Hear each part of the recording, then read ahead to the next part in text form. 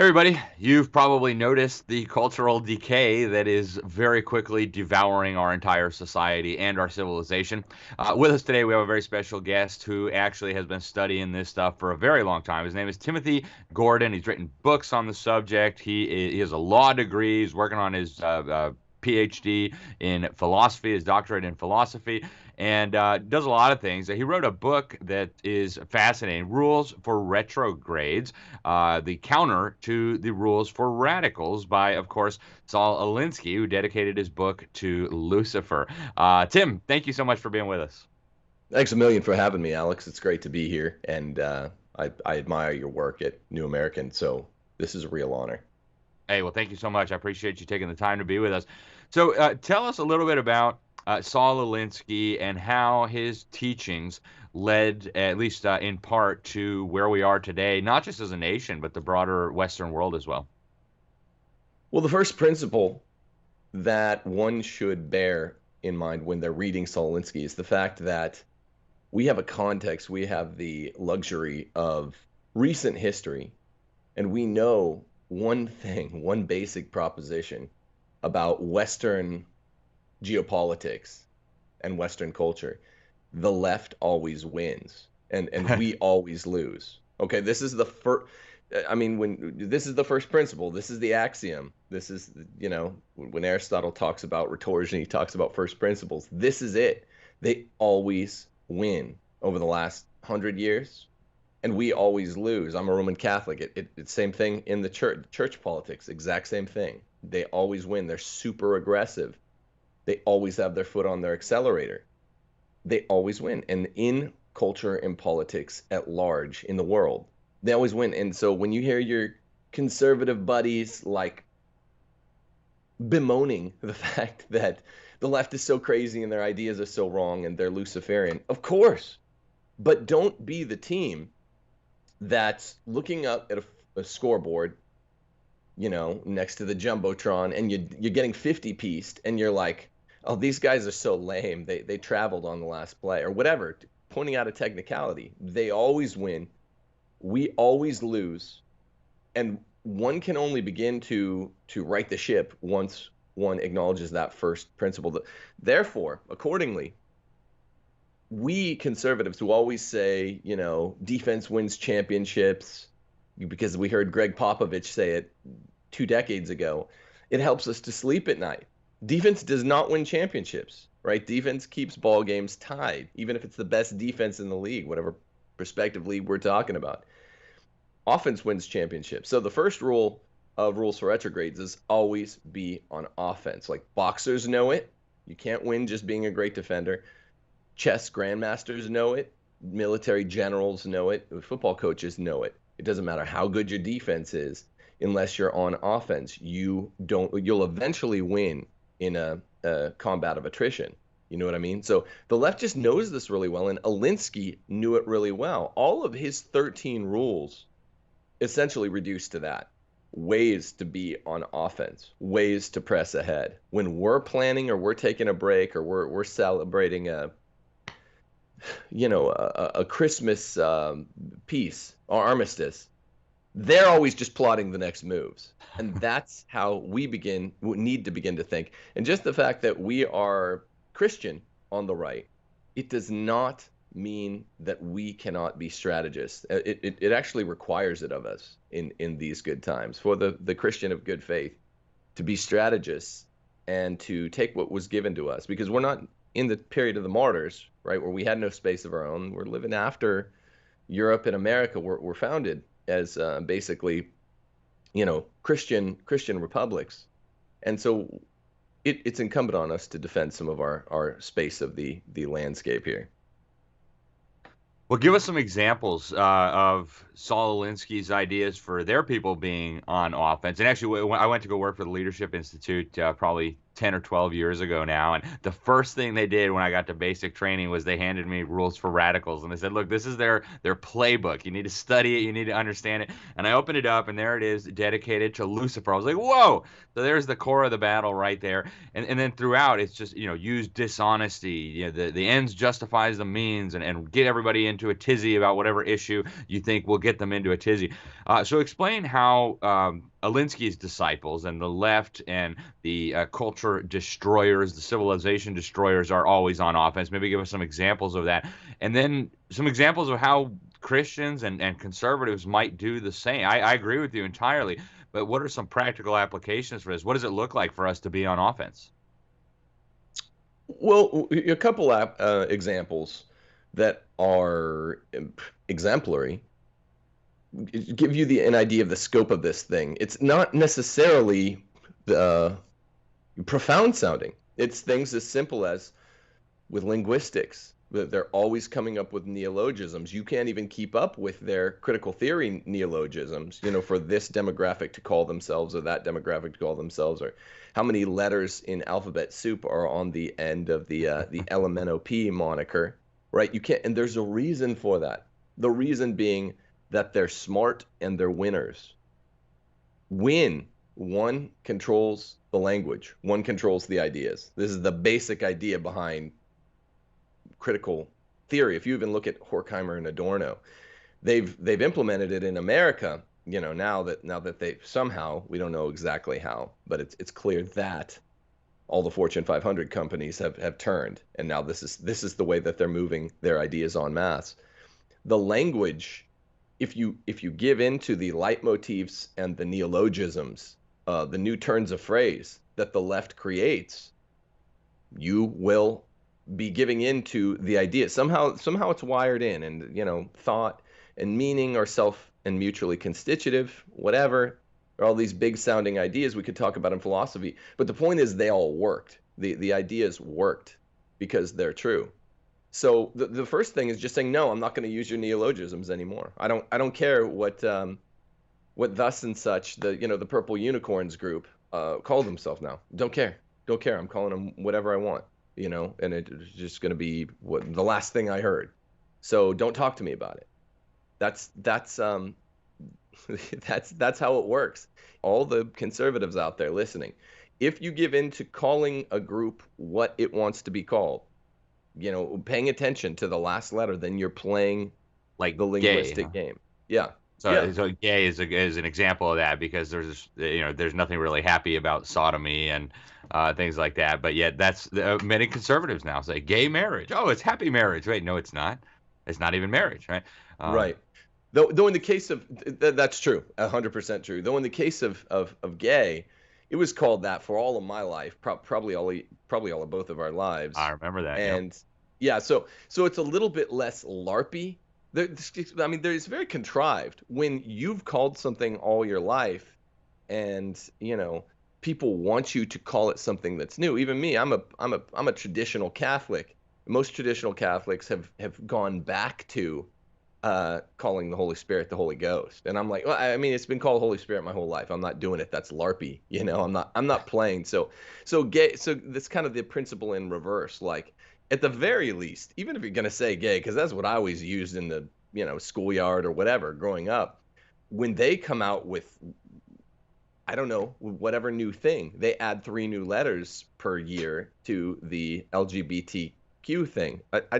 I'm done. No, I don't care. And same thing with any of the demographic groups. It's just like, look, I'm obviously I'm a mainstream guy. I'm in the Overton window, at least on this. Maybe not in feminism, but race theory. It's like, look, I love everyone, but except the point is, I'm done with this. That brings me to Alinsky's big second kind of, if I'm generalizing his rules, his big second tactic, which is always have the right wing apologizing. See, the language is just the entree. It has us apologizing because when you do an interview like this, we're both fellow travelers. But if you're going on, Fox News, CNN, whatever, they're going to want you to use all the news, the newspeak and the neologisms. When someone's just like, no, I'm not doing that, then you have nothing to remember. You can focus like a laser beam on your point. That's what we need to be doing. Also, they have the kind of post-60s baby boomer thing where they use race relations. You might have seen this summer.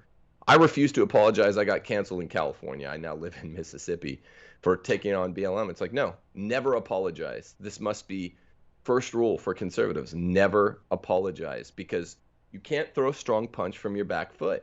And that's all they do. When I debate atheists or leftists of any stripe, the first thing I do is just go on offense, because then they're not used to Christians, or really even conservatives, coming on the attack. All of a sudden they're having to protect their ribs. A little bit of boxing really helps. You only have two hands. And if you're covering your ribs or your face in a defensive posture, it's very, very hard to be a good counterpuncher. So what do you think about Trump's tactics? I'm curious, because Trump really refused to apologize. They'd say, oh my goodness, that's such a scandal that he said that, and he would double down. What do you think? And he ended up winning, at least in 2016, maybe not in 2020. But do you think that was a good example?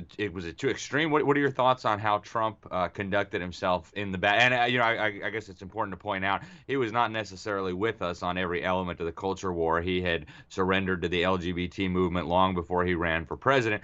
But in terms of the political correctness, in terms of the cultural Marxism, in terms of the left-wing extremism, and the race mongering and all that, he really was very frequently on offense, and he never apologized. Is that kind of what you have in mind? Or? Yeah, exactly.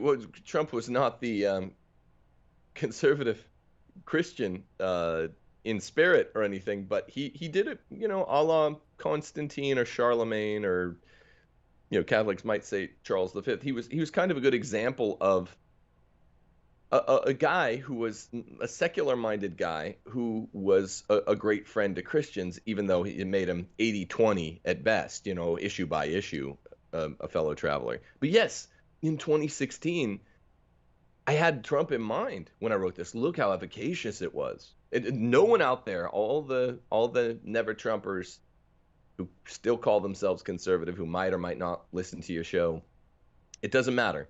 You have to admit, he had a brand new policy.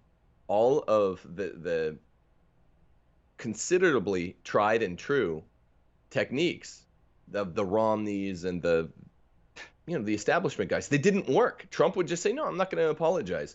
And people loved him for it. People loved him for it because it's like, look, yeah, everyone knows he doesn't really hate black people. Everyone knows he doesn't hate like a mentally challenged person. A mentally retarded person. He doesn't hate them. And no one buys it. Now, it's one thing when you find in some corners on the internet actual alt-righters, which before I got in this whole game a couple years ago, I didn't even know the alt-right exists, because the left usually makes this stuff up. And it's a very small corner of like almost the dark web, right? And I'm like, they probably just made that up the same way they made up that, like, I don't know, some totally mainstream, barely right of center guy is like a racist. But then you find on the internet, okay, there is actually an alt-right, and it's somewhat influential on the internet. But Trump has nothing to do with it, and he is the barely right of center guy, maybe a little barely right of center, a guy who loves everyone.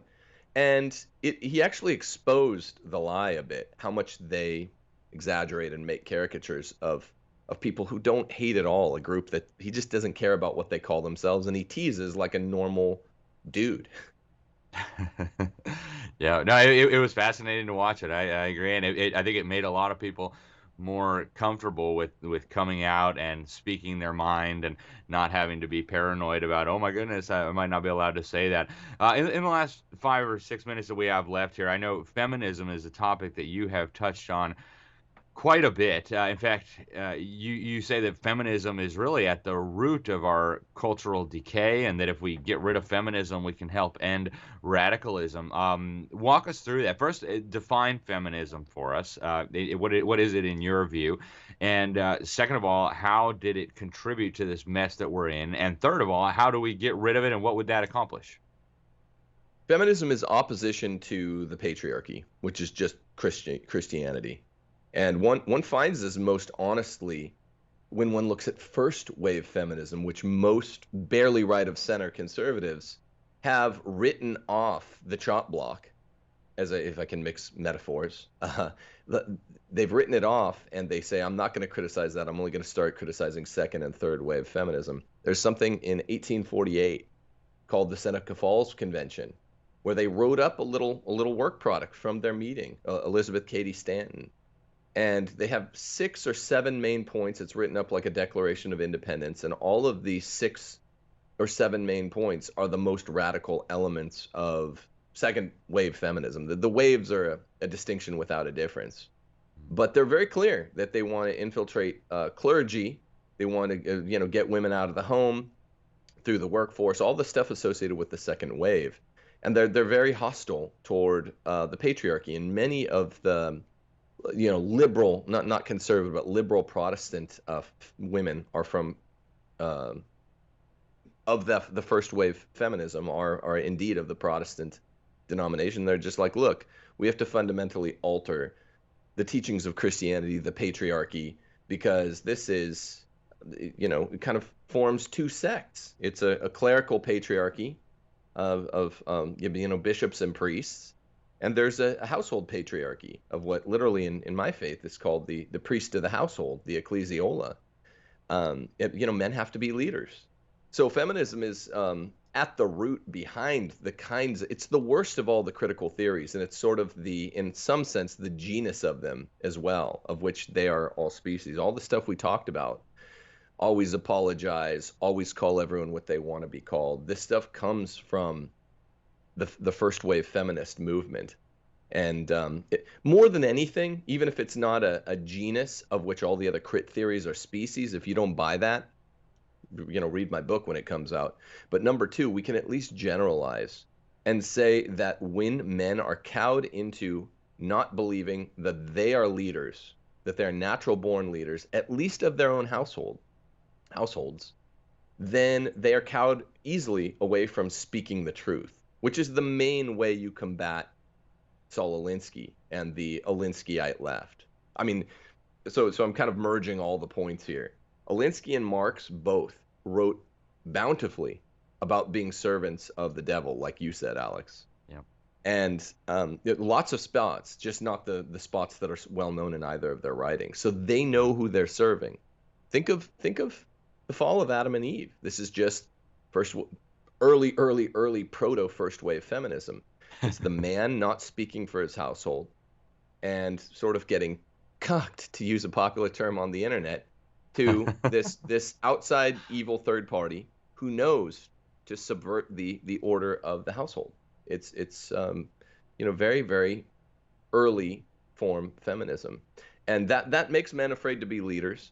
And you can't do any of my rules, the rules for retrogrades. You will be a victim to the rules for radicals if you're a guy who's afraid to speak. You're like, I know I should have just told that guy to take a hike. He knows I'm not a racist.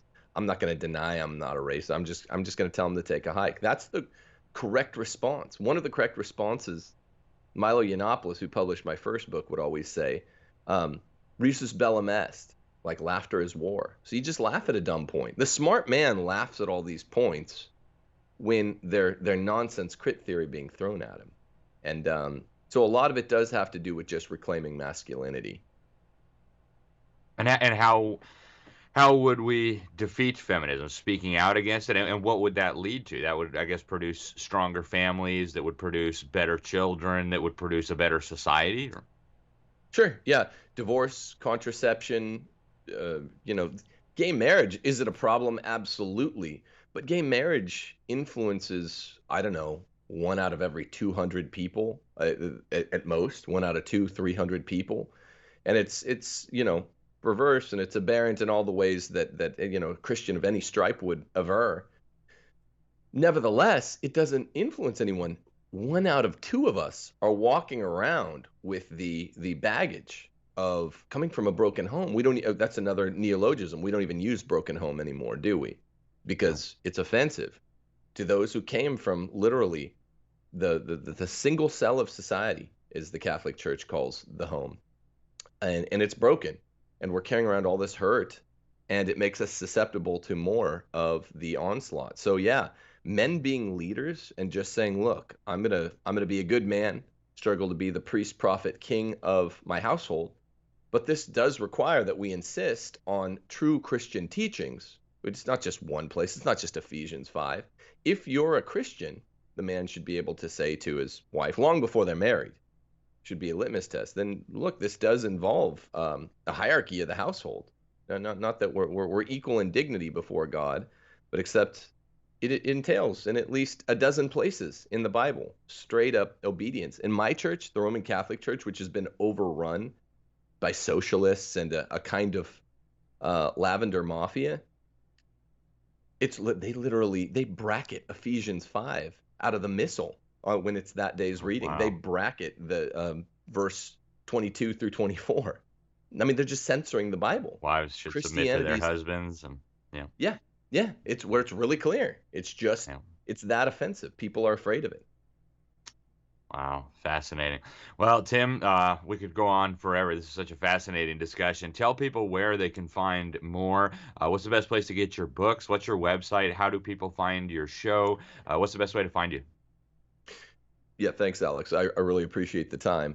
The show is Rules for Retrogrades. It's a YouTube show on my YouTube channel. Timothy Gordon is my name, where you could search Rules for Retrogrades. It's also the book behind me, which you can get on Amazon.com, or really any place where good books are sold, including, I guess, some of the enemy's clearinghouses.